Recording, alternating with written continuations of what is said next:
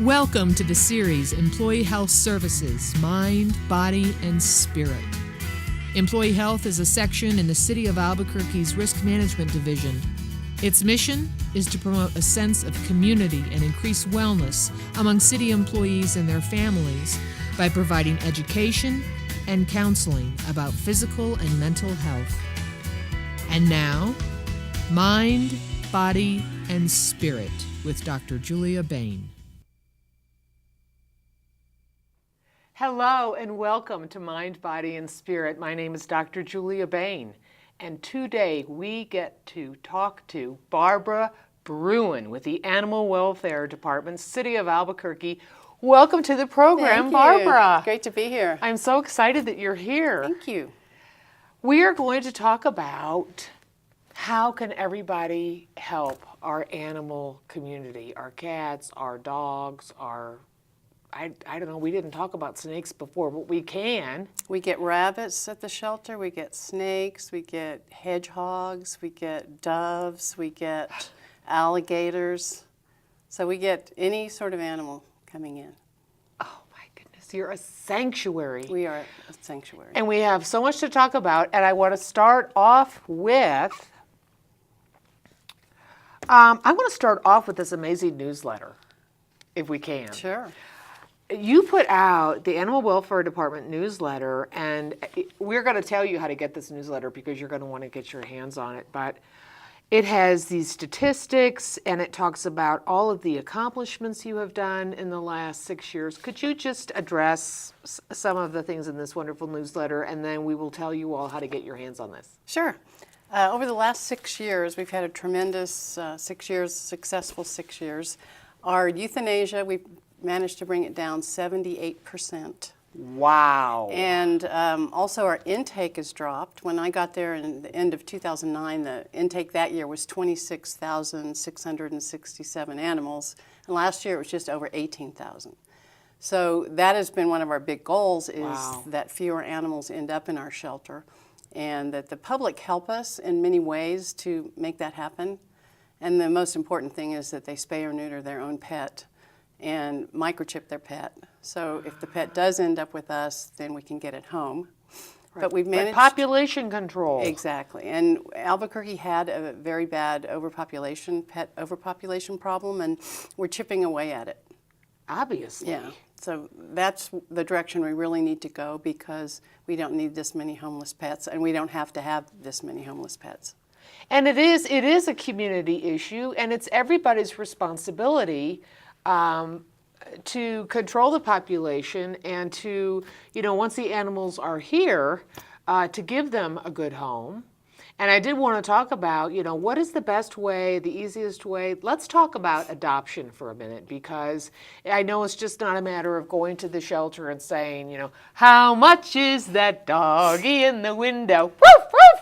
The one with the waggly tail. I told you I was going to say that. Yes, you did. It's not just a matter of saying, what a cute dog, I want that dog. It's a lifetime commitment. It is. It's a lifetime commitment, and it's a lot of work. People like puppies, but they are a lot of work. And people like kittens, and they're a lot of work. But a mature pet is usually less work, and we try to give them some basic training, for the dogs at least. But you do come in and fill out an application so we can match you with the pet that best fits your family and your lifestyle. Okay. And that's very important because, there's a lot of constraints. We usually don't recommend older pets for families with little kids, because older pets get a little grumpy like older people.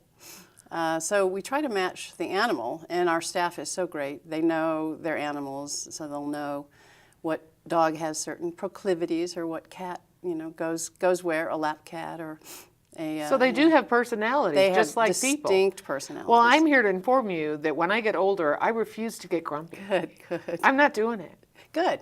Okay. I vote for that. Okay. Yeah. And, when you came in to adopt a cat, you had a lot of help from our great staff and volunteers. Thank you, St. Nick. There was a gentleman, a volunteer there named Nick. He was outstanding. The staff was outstanding. And I'm here to tell you that cat, Nikki Bree, she is just a little angel. Yeah. She's been such a wonderful addition to my family. But the staff were amazing. And I think you came in and you wanted an older cat, and she was a bit on the shy side, but that didn't deter you. And she had eye issues. Yeah, she had little goopy eyes, which Yeah. you said have gone away. She's Completely healthy. cleared up. Completely cleared up with a little love and fresh Yes. air. It's amazing what love and fresh air will do for a pet. They're not always at their best in the shelter because they're frightened, they're confused.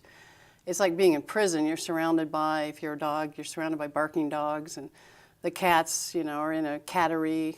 Some of them are in group rooms, meaning they like other cats, but It's stressful. it's very stressful, and they don't know what they did to end up there. And you know, we try to give them lots of love and care, and they do get good vet care in addition to everything else.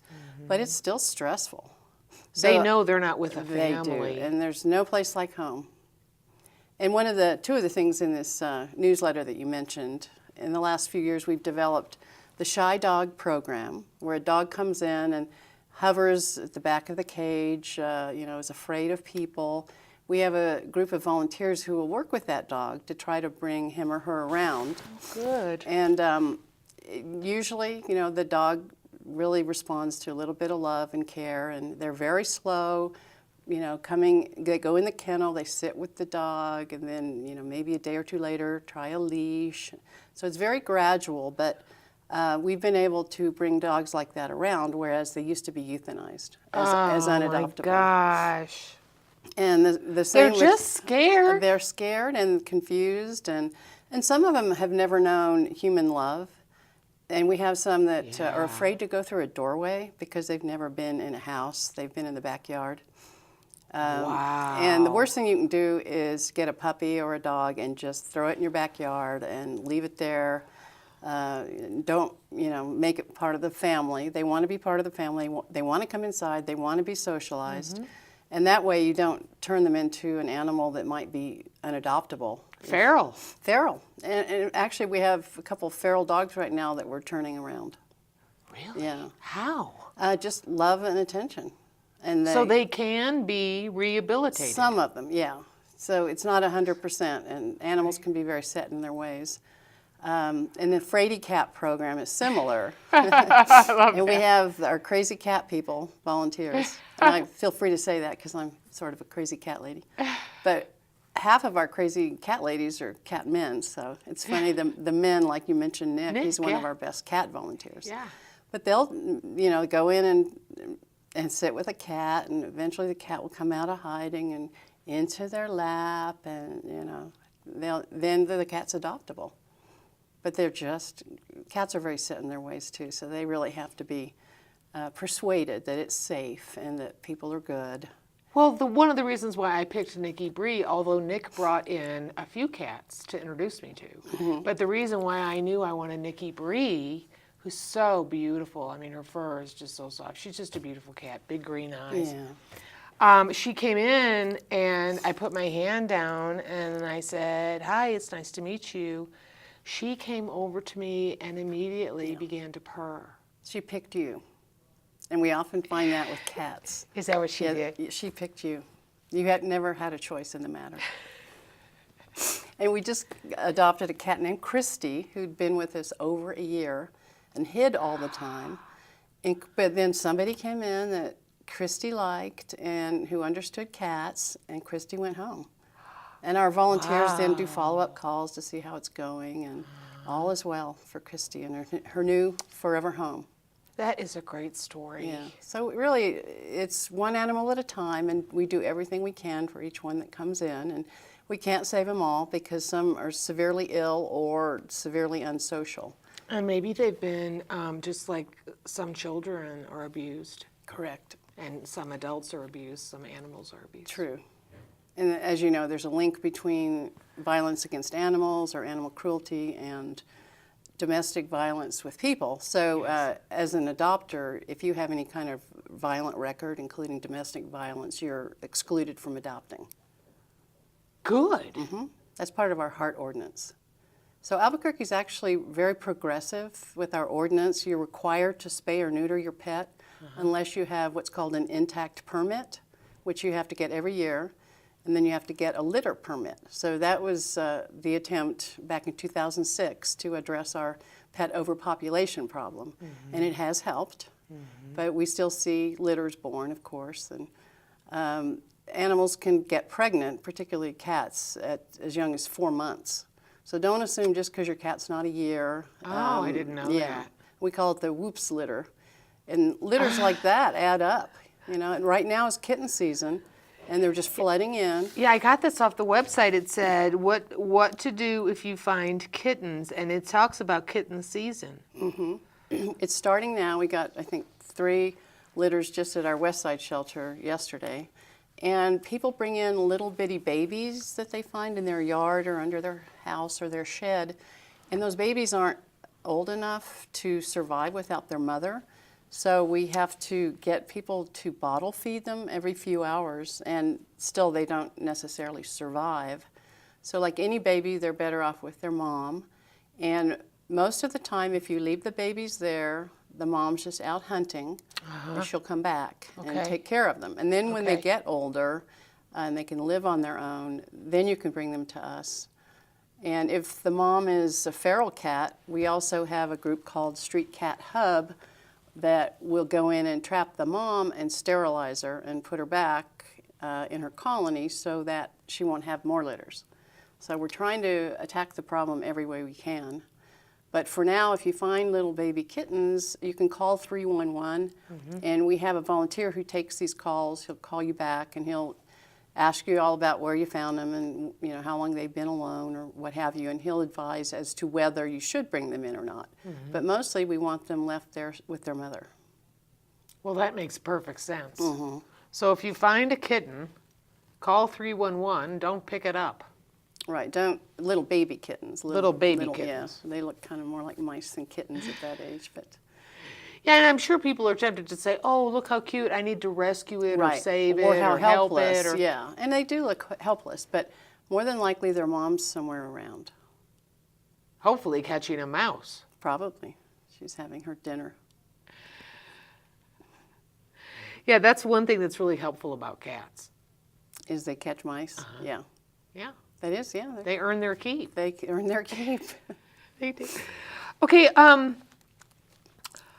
so how could someone determine if they are ready to adopt a dog or a cat? I mean, how can you do a self-assessment and say, you know, it's time, I'm ready? Probably if you're stable enough in your life that you know if you can, if you're going to have to move at any point, you can take the pet with you. Because our number one excuse for pets surrender to the shelter is moving. I don't get that. I don't either. I moved my cats cross country, but you know, and if you're suddenly renting or if you're always renting, some complexes won't let you have pets or the deposit's really high. That's true. So don't, on a whim, decide you want a pet and then, you know, 6 months later you move to a place you can't have a pet.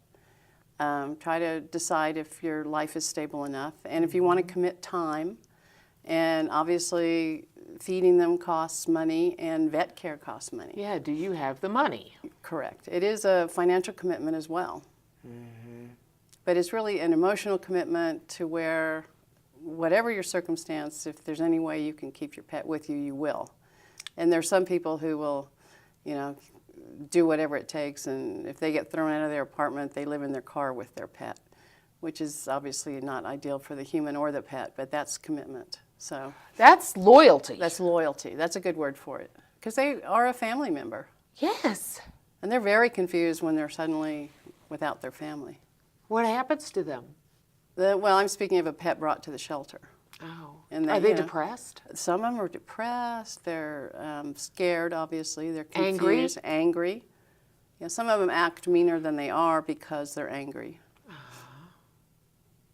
Oh. Yeah, it's really sad. It's a very sad place to work, but a very happy place to work too, because we do so much for the pets, and we have so many loving people on staff and as volunteers. Yeah, how many people do you have volunteering now? We have about 300 on the rolls. Oh, that is fantastic, but there's room for more. There's room for more, and there's a lot of things you can do as a volunteer. It's not just coming and walking a dog or cuddling a cat. Okay. We have people that go on TV for us with a pet. We have Dog Mom on Saturday morning. We have, Arlene or Karen now, or Jim. He's the crazy cat guy who takes a cat on. I've seen him. Jim, Yeah. He loves cats and they love him. But administrative work, computer inputting, you don't even have to do it from the shelter. We have all sorts of uses for volunteers, off-site events, or you can take a dog out for a doggy date. So the dog gets the day out of the shelter if you're a volunteer.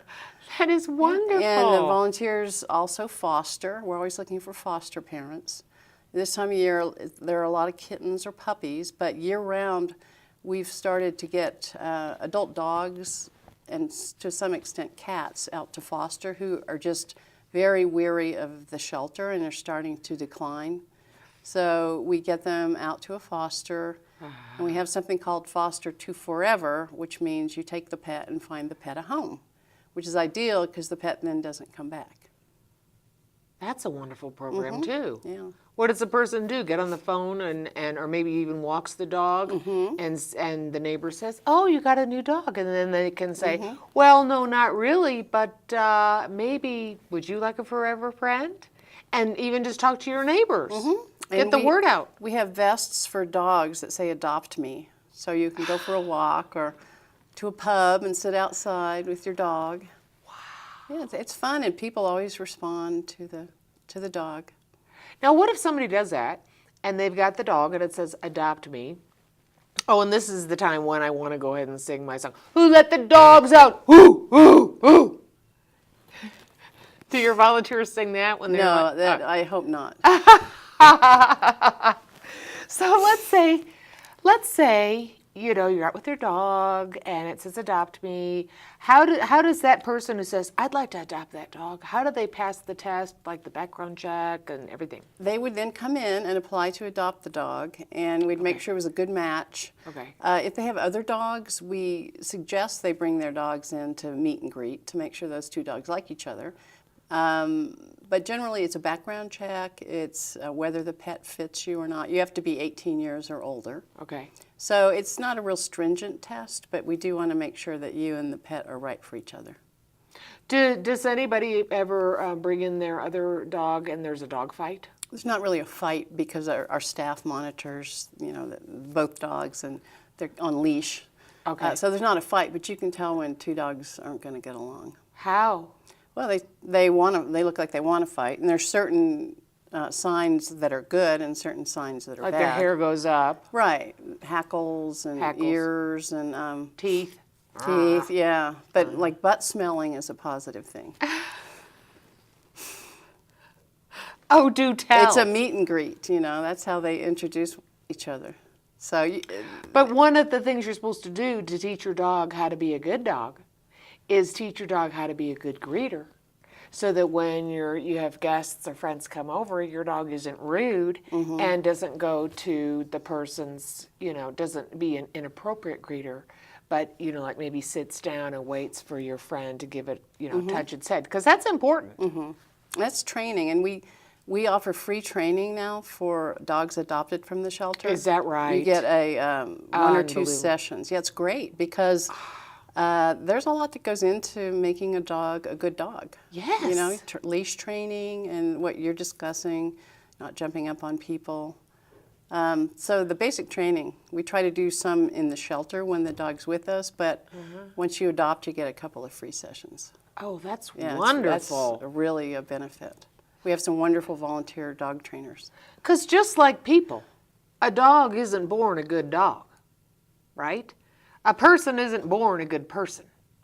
You learn how to behave, you develop values, you develop boundaries, you develop all these things to make you a good human being. Well, it makes sense. The same is true for a dog or a cat.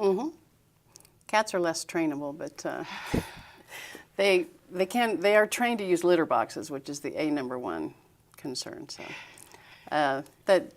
dog training is very important. It was Nick, your volunteer. It was Nick who said to me, he said, when you adopt a dog and you feed the dog looks at you like, you are the queen. You are the queen. Thank you so much. Thank you so much. When you adopt a cat and you feed the cat looks at you and says, I am the queen. Like that. And I just burst out laughing. I thought that was so true. Because dogs and cats, they are different in personality. Well, they say that dogs have owners and cats have servants. See? No, it's pretty well known. They're a little more finicky. You have to earn their trust and affection more than dogs. Well, I got to tell you, Nikki Bree and I are like this. I know, it's a good fit. It was a good fit. Yeah, Nikki Bree's very lucky too, because you're giving her a very good home. She gets treats and catnip and toys. As it should be. As it should be. Spoil your pets, you know? Be good to your pets, they'll be good to you. Yes. Loyalty. Yes. Once again. And you're all they have. You know, they depend on you for everything. Wow, isn't that the truth? Somebody write that down. Could you tell us a story about someone who adopted and it was a complete success?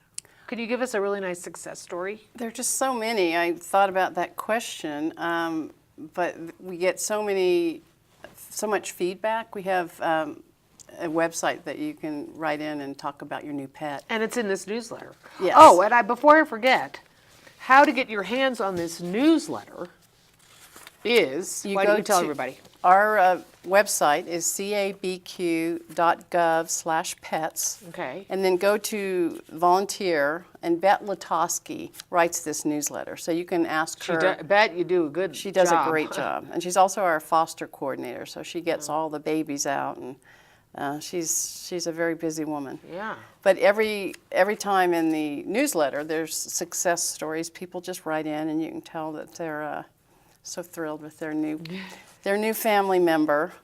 And on our website, there's also success stories, but they're just voluminous at this point. So on the website, there's a place where you contact her to send email. Correct. Can you get an email or mailed in the mail or? Her email address is there's a link on our website. Okay. So if you go to the volunteer section, Okay. you can find us there. Nice. Yeah, everybody needs to have this Yeah. newsletter. It's great. And it goes through what our events are upcoming, and we always have adoption events and such. So are you going to tell a story that'll bring tears to the audience's eyes? Well, I know you can the pressure's on. We had 3 very shy dogs come in recently who had been obviously backyard dogs. And so our volunteers worked with them. And one of them got adopted rather quickly. He came around and was adoptable.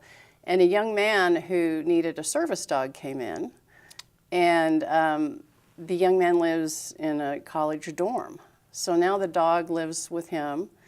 And he and the dog support one another, and emotionally and otherwise. And it's the best thing that could have happened to the dog, and it's working well for the young man as well. So we have lots of dogs that go out as service dogs or into unique situations. Who specially trains them to be a service dog? You don't really even need to train somebody in a setting like that. It's really just a therapy dog in the sense that they like having the dog or the cat around. It's not like a seeing eye dog or somebody who really needs a dog that can sense an epileptic seizure. Right. That's not necessarily trained, but we have people that have come back with stories. And actually one man was epileptic, and his parents got him a dog. And the dog does sense that. But the dog wasn't specially trained for that. And the same with a woman who has heart trouble. The dog can tell if she needs her medication. Wow. So dogs are really intuitive. Very. Yes. I've been reading lately about how now dogs are being utilized to detect cancer. Mm-hmm. I mean, that is just... It's kind of endless what the human-dog bond can bring. It's a beautiful thing. It is a beautiful thing, without a doubt. All right, I want to make sure that I don't miss any of these questions.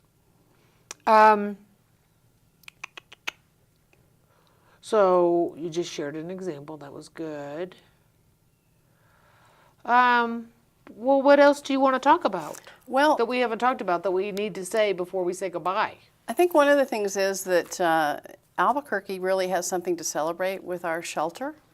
It's world class, it's cutting edge, it's progressive, and it's successful. When I was there, Star Wars characters were there. It was great. We have a wonderful marketing director, Desiree Cawley, who just comes up with these great ideas, and those wonderful Star Wars characters volunteered their time. And they were at the adoption event, and then they walked around. We had a big adoption event, and then the day you were in, I think they were just walking around, and of course the kids are thrilled, and a lot of adults. I was thrilled. I was going to say there's a lot of adults too. It's just a lot of fun things now. The shelter is a lot more fun than it used to be. So we could say we have a world-class We do, shelter. yeah. And it's Wow. not a sad place to come to anymore. It's not like you say every other animal's going to be put down if you don't take it home. I hadn't been there in years, probably 10 years. And when I walked in there, I was just looking around. I was thinking, this is a completely different place, different vibe, different feeling. It's just beautiful. It is. And we're very lucky because the taxpayers paid for a renovation a few years ago. So we have great new cages for the cats and group rooms for the cats and a beautiful lobby. And we built a dog play yard where we have our dog play groups. And dogs can go out there and just run around, and one at a time or in a supervised group. So there's a lot of things that weren't there before. So it's a really nice facility. Great people work there. Yes. And come adopt from us. I think you'll be very happy. And if you can, volunteer or foster. And most importantly, take good care of your own pet so it doesn't end up with us, or its offspring doesn't end up with us. And even if you have a litter of kittens and find them all homes, those are homes that our kittens could have taken. So the world doesn't need more kittens or puppies. Yeah, even though they're really cute. They're wonderful, yeah. But at this point, if we can continue to address our pet overpopulation problem, then someday we'll have just the right amount of pets for the right amount of people, and fewer homeless pets, and smaller animal shelters, and fewer. And less animal cruelty and neglect. Yes. When there's too many animals, they end up in wrong hands, and we see a lot of that, and we prosecute that. Oh, good. We have a field division that's very good. The animal control officers. They're great.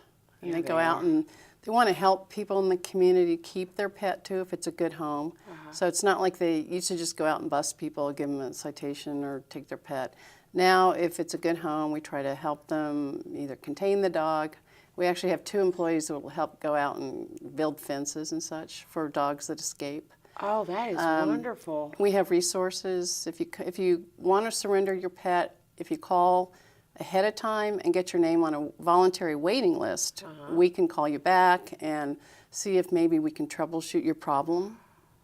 Even things like food. We supply some food, and there's other places around town that supply pet food if you're in a pinch. That is wonderful. And I know the mayor has been very supportive. He's very supportive of pets, and he's the reason we've been able to establish everything we have is his support. That's excellent. Barbara Bruin, it has been a pleasure. We have like 30 seconds. Anything you want to say real quick? Well, just that we appreciate the community, both for adopting and caring for their own pet. And I always like to say over and over again, spay or neuter your pet. And vaccinate too. We're getting into parvo season. So vaccinate your dogs, vaccinate your cats, and there'll be a lot less disease and sadness for you and other pets. Be responsible. Yes, that's what it boils down to. Thank you for everything you have done Thank for our you. community and for our animals. I really appreciate you and your help. Well, thanks for having me on. It was fun. It was fun. You'll have to come back. I'd love to. Okay. I'll sing next time. Nice. I'm going to hold you to it. And thank you for watching. Remember, spay, neuter, adopt when you're ready, able, volunteer, support animal welfare by doing your part. This is Dr. Julia Bain. Until next time, be happy and be well.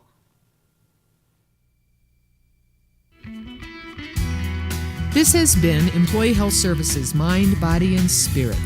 For more information, call the City of Albuquerque's Employee Health Services at 768-4613. Let the Employee Health Services staff let you be your best at work, at home, and at play.